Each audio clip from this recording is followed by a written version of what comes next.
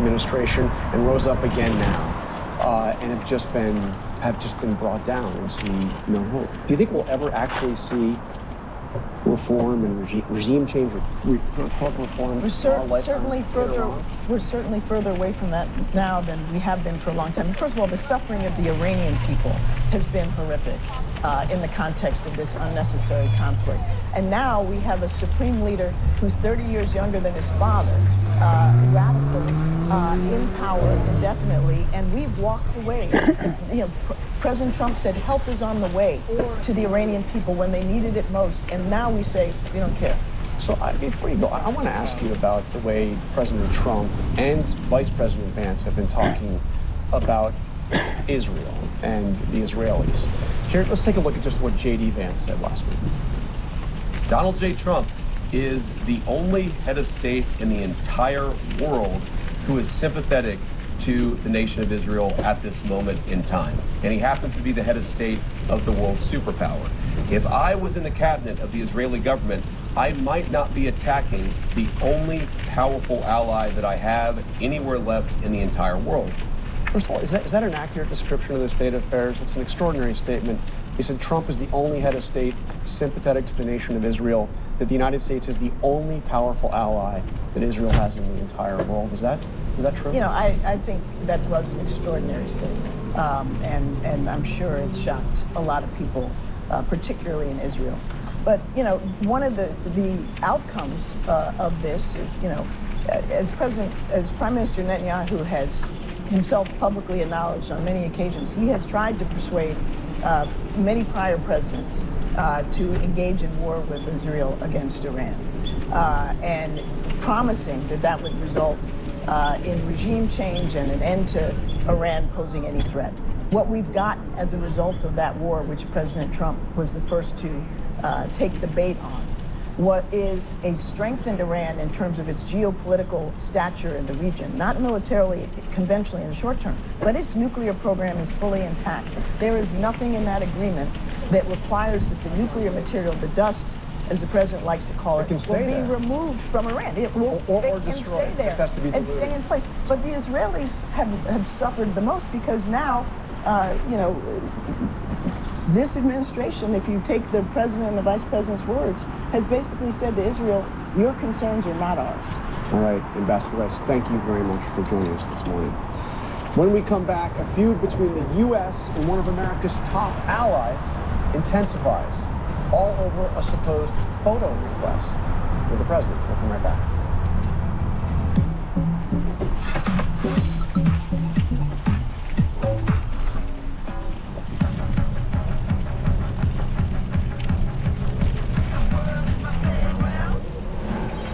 Hi, I'm calling to verify your Medicare number.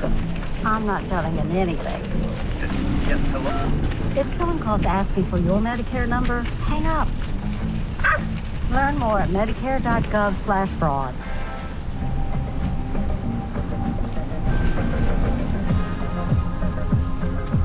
Don't rush cherry dark chocolate.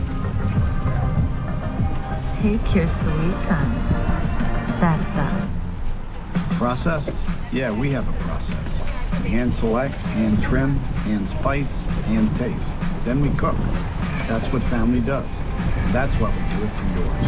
Pete's and Watson. It's a family thing since 1939.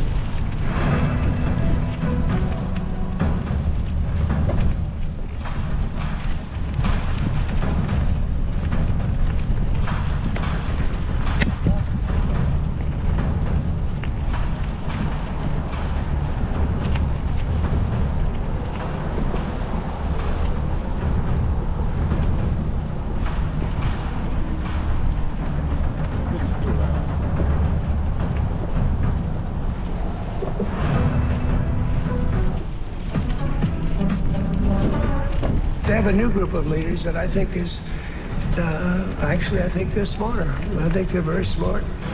I think they're far less radicalized, and I think they're really good. They love their country. Frankly, I think it's regime change. I think they're going to behave much differently. I think they see a different way of life that they were never exposed to. All right, welcome back. The roundtable is here. Former New Jersey Governor Chris Christie, former DNC Chair Donna Brazile, Bernie Sanders' 2020 campaign manager Faz Shakir, and SCOTUS blog editor Sarah Isgur. All right, Chris, I want to start with something that the National, Jim Garrett of the National Review said about J.D. Vance and his predicament as he's here meeting with the Iranians. There he writes, a vice president who apparently never wanted to start the war now gets the job of selling the country on a deal with one of the world's most untrustworthy and treacherous regimes. You almost have to feel sorry for Vance, almost. I mean, this is a tough position for him. Well, let's put all this in context, right? I give the president all the credit in the world for the June bombing of the nuclear sites. But now we get to February. He tells us this is about regime change, unconditional surrender, eliminate the nuclear threat, and eliminate their missile capability. That's what he tells us. He then does 5 weeks of war, less than what the Pentagon wanted him to do, and then he stops. And he stops and fills the air with a whole bunch of empty threats about when he's going to restart. Then he gets to the point where the Iranians have him in a corner because of the economic calamity that's caused by something that apparently his geniuses in his national security team didn't anticipate, that they would close the Strait of Hormuz. How they didn't anticipate that, John, I don't know. So now he has to make a deal because he feels the economy in the United States crumbling beneath him. And what's he do? He gives them the option of opening or closing the Strait of Hormuz based upon their interpretation of whether they have to work it out with Oman. Right, us and Israel are complying, us and Israel, not a party to the agreement. He gives them a $300 billion bribe offer. He unfreezes all of their assets. He gives them their oil profits back, which is $35 to $50 billion a year. On top of it, he doesn't prevent them from charging service fees to go through the strait, which JP Morgan says could be $60 to $90 billion a year. And now to end it up, to end where you started, he hands over the negotiations to a naive and inexperienced vice president and two other guys who will be better buying you an office building in Alexandria than negotiating this. And let me say this, he's gone from America first to Iran first. All right, but Faz, let me ask you, I talked to Susan Rice about what Ro Khanna said, which Ro Khanna said, I support this. I mean, I don't think it's a good deal, it's not as good as what Obama did, but it's better than continuing the war. Well, he's in a box canyon and he's trying to find a way out, and this is the best he can do. So in my mind, you know, war that never should have started, of course, we should have some accountability over the judgment of this war. This should play into the elections. We know that AIPAC is going to spend probably something like $100 million that they're sitting on right now. In their efforts, they are trying to take on Bernie, AOC, Zoran Mamdani, a whole bunch of progressives, because they don't want to see a vision that is America first, that says, hey, instead of spending money in Iran, how about we have Medicare for all? How about we have affordable housing in America? How about we talk about building affordable, good transportation and infrastructure in America? These are choices. And when the choices has been left on the tables, we spent money elsewhere. And the Democratic Socialist movement and populist left is increasing in support because there's an integrity of saying, hey, America first, there it is. This is a vision. And Donna, some breaking news, just while Faz was talking, the president out on Truth Social posting that Iran must immediately stop their highly paid proxies in Lebanon from causing trouble. If they don't, he will hit Iran very hard again. So even as Vance is sitting down for these peace talks, he's threatening more war. Yeah, because if you look at the memorandum of understanding, and Lord knows I read it, there's nothing about the proxies. There's nothing about the drone capability, Iran's capability, drone capability. There's nothing about the missile capabilities. And so now the president is reinterpreting something that he's already signed and did not include that in the beginning. So what is the point? As Chris said, we go to war because, once again, we can. Thank God we have a strong military. Bless the families of those 13 servicemen and women who lost their lives and those who are continuing to heal from this war. But everyone knew from the beginning that Donald Trump did not have a good rationale to take this country into war. And now, out of desperation, they signed a memorandum that doesn't include all of these important points. But as every time he talks about that memorandum, or 3 times that I've counted in the last few days, he has invoked the name Herbert Hoover, which I don't usually hear presidents talk about, but saying basically that if we didn't do this, whatever you think of this memorandum, he thinks it's wonderful, but even if you don't like it, He's described the alternative as going back to war and plunging the globe into a depression. Do you know what's really missing from all of this? Any talk of Congress and how this is all supposed to work on foreign policy. We have focused so much on the unilateralism of Donald Trump's domestic policy.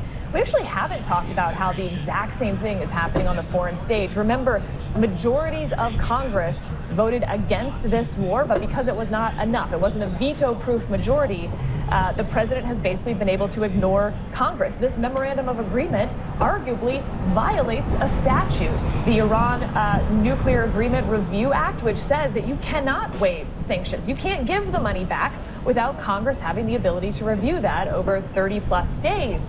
But nobody's talking about that because we have accepted through Obama, through Trump, through Biden, through Trump, that presidents now do domestic policy by executive order and they do foreign policy unilaterally. So we have this pendulum swing on Iran. We have a pendulum swing on the Paris climate agreements. You can't run a country this way. It won't last. How much is this going to hurt Republicans in the midterms to pick up the Faz's? Well, at least before this, they had a rationale. Our rationale was Iran's a nuclear threat. We're going to eliminate that nuclear threat. That's good for the world. And now you have the same people who are arguing that this is okay. I mean, look, J.D. Vance is sitting over there now. You just read the True Social post. You know what the Iranians think of that? They don't care. How many times? This is the same guy who said he was going to eliminate their civilization. He was going to bomb every bridge. He was going to bomb every power plant. He did nothing. I mean, he did hit them pretty hard. John, I mean, towards what end? Well, that's a good thing, but he did. Well, your job as president is not to just flex your muscles. It is towards an end. There was no strategy here, John. There was no strategy at all. He won in Venezuela. Yeah. So as a result, can I want to ask, Don, I want to get you on something else, but then we're going to have to take a quick break. But while he was praising the new regime, he calls new regime in Iran, he was saying things about the Italian prime minister.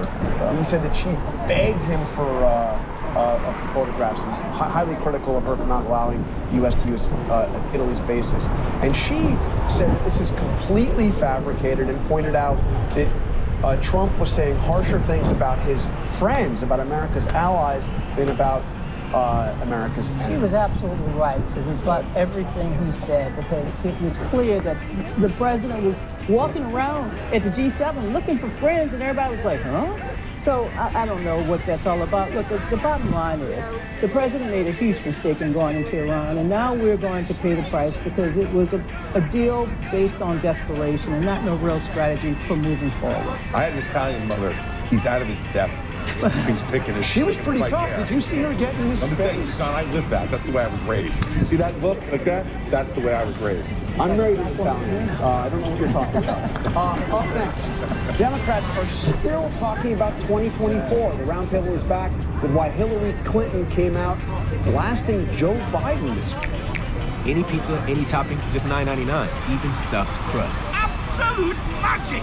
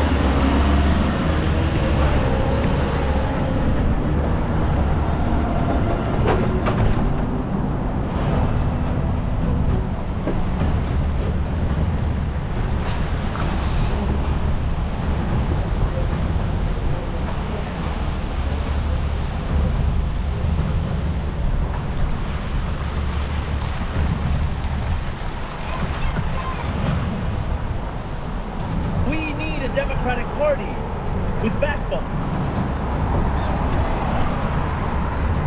A Democratic Party that offers an affirmative agenda without apology. A Democratic Party that is not just willing to stand up, but also to stand for something. And a Democratic Party that has the ambition to enact a vision worthy of the people it seeks to represent. New York City Mayor Zohran Mamdani is taking Democrats to task, and he wasn't the only one speaking out this week. The roundtable returns.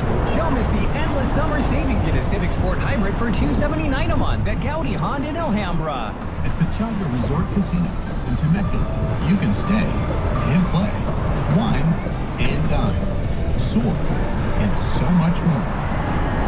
Play your perfect combination at Pechanga Resort Casino. Free gift for my Medicare number. Dad, come on. I know this is fraud. Never accept gifts for your Medicare number. And get wise to Medicare fraud. Learn more at medicare.gov/fraud. Build credit with an average increase of 47 points and a credit builder plan that can put you in control. Start building credit today.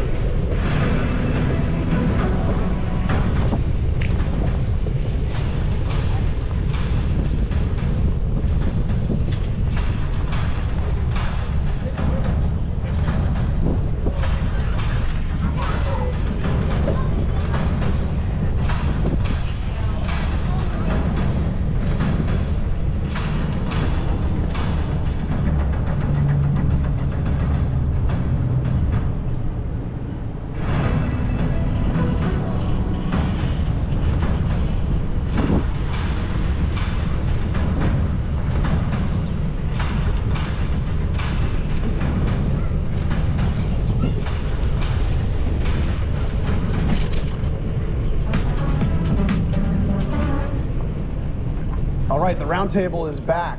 So Faz, let me ask you about what we just heard before the break from Mayor Mamdani, saying that basically the Democratic Party needs backbone. Does the Democratic Party heading in his direction, Democratic Socialists of America? I mean, we saw another DSA candidate win the primary here in D.C. They got to the runoff in Los Angeles.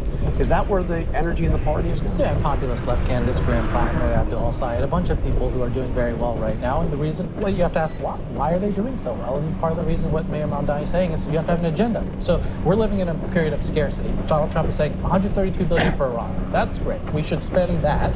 Instead, we can't have Medicare for all. We have to cut Medicaid. We can't have affordable child care in this country. Got to cut food stamps.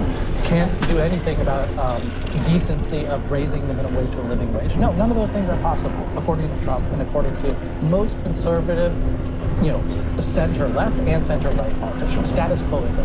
And here you have a movement that is building support because it's saying here's an affirmative agenda of a vision that is improving the lives of working class people in this country. But Donna, can that agenda win nationally? Look, the affordability agenda has many voices, and at a time when the Democratic Party is still searching its way out of the 2024 campaign, I feel like every week we're in the coroner's office reviewing another autopsy. It's not just about your spine or your brain or your heart. It's about making sure that you have an agenda that inspires the American people, whether you live in Washington, D.C., Seattle, New York, that, yeah, they may be moving in that direction, but most Democrats are pragmatic. They're centrist. They're also bold in their solution. They understand that progressives want a voice within the party. But I don't believe that this so-called energy is going to carry us forward unless we can build coalitions, and coalitions that can earn us the votes of the American people. Chris? Look, this is fine. In this post-2024 period, for the rise of folks like Mamdani, they have to show they can actually do the job. He's in the easy part right now. He gets to give speeches, he gets to wear a Knicks jersey, he gets to, run a parade, which I was there. It was sketchy in terms of the way the city helped run. He's off to a pretty good start, though, isn't he? But John, he's off to a pretty good start. What does that mean? He has not yet accomplished any of what he talked about in the campaign. Child care expansion has occurred. Potholes are being fixed. Snow shoveling occurred. You've driven to New York. Potholes are being fixed. No. Just was there yesterday. And that's why you want to believe the rhetoric the Mamdani people put out. They're fixing things. He hasn't done anything yet. I'm not saying he can't. He has not. So to say he's off to a good start means He hasn't thrown up on his shoes. Well, congratulations. That's a great thing. And he can run a rally for a team that wins the NBA championship. Great job. What he's saying right now is all rhetoric and no accomplishment. And I think what Democrats have to show, especially if they get Congress back this fall, is that they can accomplish some things. And the Sanders wing of the party has never shown that they can accomplish anything. Big speeches, no accomplishments. There's a finger wag here going on of elites who say, hey, look at these dumb people. Look at this Mayor Mondani not doing anything. Look at the people of New York. What are they saying? His unpopularity has been increasing. Why? Just be curious about it. Why do regular working class New Yorkers, some people who voted against him, are saying, hey, I like this guy. What's he doing? He wakes up every day with a sense of integrity of saying, I'm going to improve your life. I'm focused on you. Yeah, I could be worried about Ken Griffin. I could be worried about private equity. I could be worried about Michael Bloomberg. But I'm worried about you. And I'm going to try to work on things. And you and I know, like, you've had a tough job as mayor or governor of New Jersey. It is hard to be a person in charge. And yet, while he does it with integrity and desire to improve working class people, he's focused on the underdogs. And I think it's working. And let me ask you, so he's talking about the party getting together. I want to play what Hillary Clinton said this week. Let's about Joe Biden. He made a terrible mistake. He made a terrible mistake for himself, his legacy, and for the country. We would have had a real contest. And very sadly, I believe whoever emerged from that contest, whether it was the vice president or a governor or a senator or anybody else, would have beaten Donald Trump. Back at the coroner's office, December 1st, 2022, I was there at a DNC meeting when Joe Biden announced that he wanted South Carolina to go first. That was the early sign that Joe Biden was running. We spent most of 2023 arguing about it, and then we went into 2024. We can look back all we want at what happened. The fact is, Kamala lost. President Trump regained the White House, and Democrats have to really figure out how to move forward and how to rebuild a party and a coalition that can govern. This is a very dangerous time for the Democratic Party. I would compare it to the Republican Party in 2012 when Mitt Romney loses, and what the Republican base learned from that was... You were at the RNC. I was at the RNC for that autopsy. They did not learn to build coalitions. Instead, it fuels the Tea Party movement on steroids. That is what is going to give rise to then Donald Trump defeating the Republican Party before he defeats Hillary Clinton in 2016. The Democratic Party is at a turning point where it could cease to be the Democratic Party. All right. We got to take up next. Scottish soccer fans drank Boston's Sam Adams tap room dry this week. That's right. They literally ran out of their flagship beer while celebrating their nation's first World Cup game since 1998. Although Sam Adams is one of America's most popular beers, the Boston Brewer wasn't the only founding father with the title Brewer Patriot. We're back in 2 minutes. It only costs this much? Zion Market's prices are so reasonable. Zion Market. Get more from your phone without purchasing a new one with the SanDisk Phone Drive. Don't rush cherry dark chocolate. That's Dice.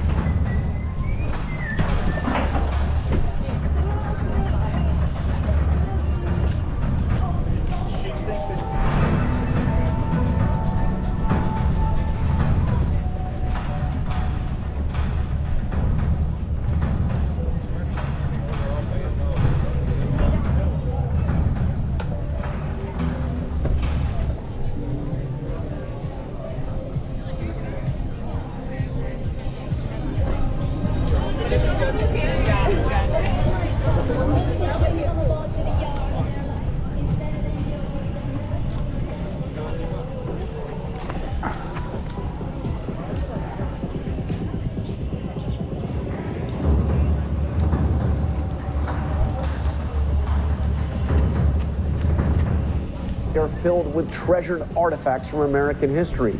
Some of those treasures are now on display on an exhibit called Declaring America 1776 and Beyond, including one of the first copies of the Declaration of Independence. But we got to look at one of the most prized items in their collection, one that is still behind closed doors, a little-known piece of American history. So we're here on Fifth Avenue in New York to give you a look at a piece of American history more than 250 years old from America's founding father that is just now being brought to life. George Washington is a man of many titles, but there's one you might not know about. George Washington's notebook. That's right. On the very last page of a notebook older than America itself is a special recipe. This is the notebook that he wrote in during the year 1757. So this is George Washington as a British loyalist. Long before Washington was the commander-in-chief of the Continental Army, he was a brewer. It says to make small beer. And then the question is, what is small beer? What is small beer? So small beer was a sort of a lower ABV Lower version alcohol. of beer. Yes. It's not a malt liquor. No, it not was one of those IPAs that's 11% alcohol. not a lager, not an ale. Yeah. It was not something that you drank with the goal of being intoxicated. What this is a safe method of being hydrated. When the New York Public Library acquired Colonel George Washington's notebook more than a century ago, at first they were unaware of the uniqueness of what they had purchased. The amazing thing about this, I mean, this is Washington's recipe. This is in his handwriting. This is what he made as a 25-year-old colonel. And this has been in the library's collection for over 100 years. To begin making the beer, you first boil the water. In the process, ensure it is safe to drink. This would have really been an essential public health tool, which is not really how we think about beer these days. And you don't want a drunk army either, but this was a low alcohol beer. This was like a 1% or something. 1% yeah. To mark America's 250th birthday, the library decided to put Washington's recipe to the test. To make it happen, they turned to Talea, a women-owned and founded brewery based in Brooklyn. We made the trip across the East River to check it out ourselves. You decided to make George Washington's beer? Yes, because when the New York Public Library asks you to do something, you do it. They can be very intimidating. Yeah, right. But in the 269 years since Colonel Washington put his recipe down on paper, a lot has changed about the brewing process. Our brewing team definitely dug in, especially on the technical side and the different variations of fermentable sugars that could be used. Washington's recipe used molasses as the fermentable ingredient, something that's not used today.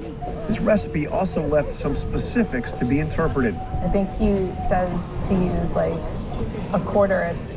Like what? A quarter is of what? Correct. A quarter pinch, quarter handful.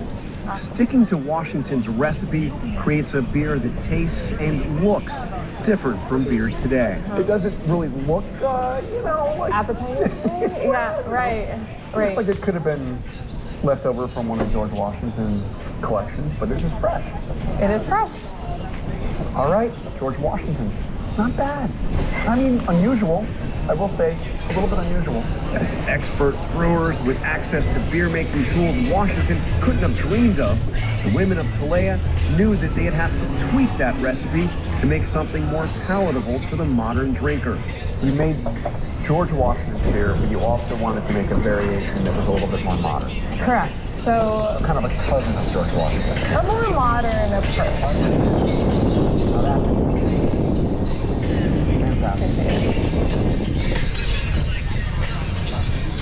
All right, we'll be.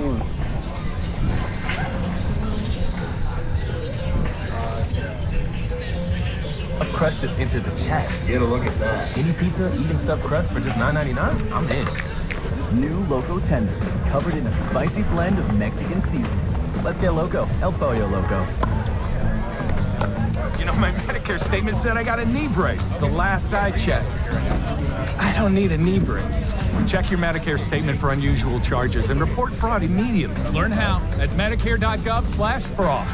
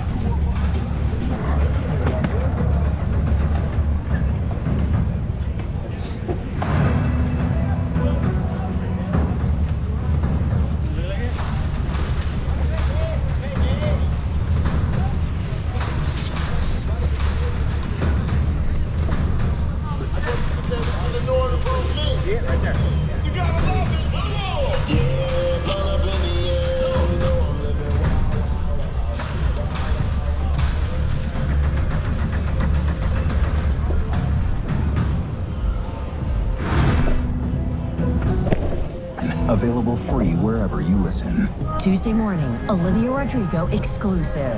Oh my gosh. For the first time on a huge announcement she's ready to make coming this week. The Diane Sawyer interview. Ooh, that's a good question. Tuesday on Good Morning America. This week, the biggest deals of summer are right here, plus free shipping. It's Tori's Big Deals Week with free shipping. This week on Good Morning.